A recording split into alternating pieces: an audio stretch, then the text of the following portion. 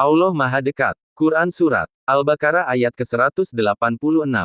Wa iza sa'alaka, ibadi, anni fa inni qoribun ujibu dawatadai iza da'ani falyastajibu li wal yuminu bi'ila, Allahum yarsudun. Dan apabila hamba-hambaku bertanya kepadamu, Muhammad, tentang aku, maka sesungguhnya aku dekat. Aku kabulkan permohonan orang yang berdoa apabila dia berdoa kepadaku.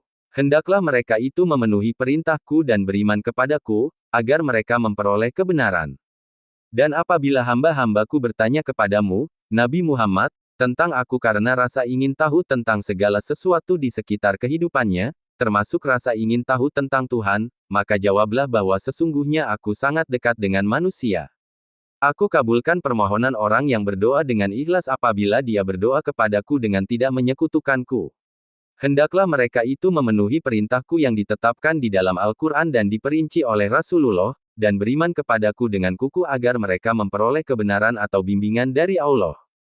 Di dalam ayat ini, Allah menyuruh hambanya agar berdoa kepadanya, serta dia berjanji akan memperkenankannya, tetapi pada akhir ayat ini Allah menekankan agar hambanya memenuhi perintahnya dan beriman kepadanya agar mereka selalu mendapat petunjuk. Di dalam hadis banyak diterangkan hal-hal yang bertalian dengan doa antara lain. 1.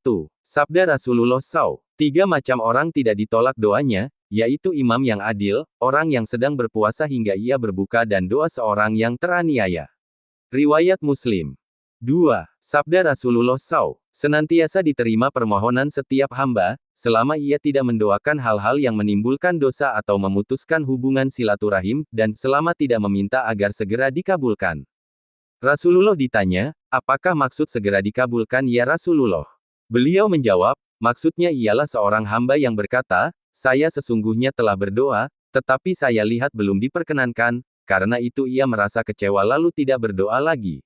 Riwayat Ahmad, At-Tirmidzi, An-Nasai dan Ibnu Majah.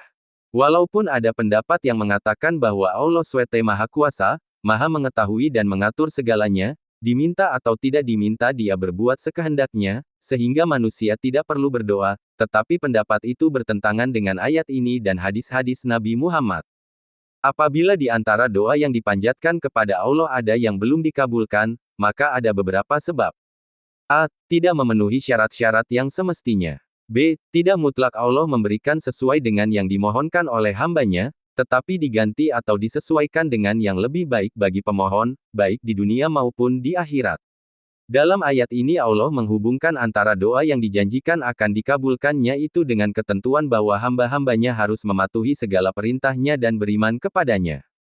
Selain itu doa hendaklah dilakukan dengan khusyuk, sungguh-sungguh dan dengan sepenuh hati, dan bukan doa untuk menganiaya orang, memutuskan hubungan silaturahim dan lain-lain perbuatan maksiat. Memang segala sesuatu harus menurut syarat-syarat atau tata cara yang baik dan dapat menyampaikan kepada yang dimaksud. Kalau seorang berkata, ya Tuhanku berikanlah kepadaku 1.000 rupiah, tanpa melakukan usaha, maka dia bukanlah berdoa tetapi sesungguhnya dia seorang jahil.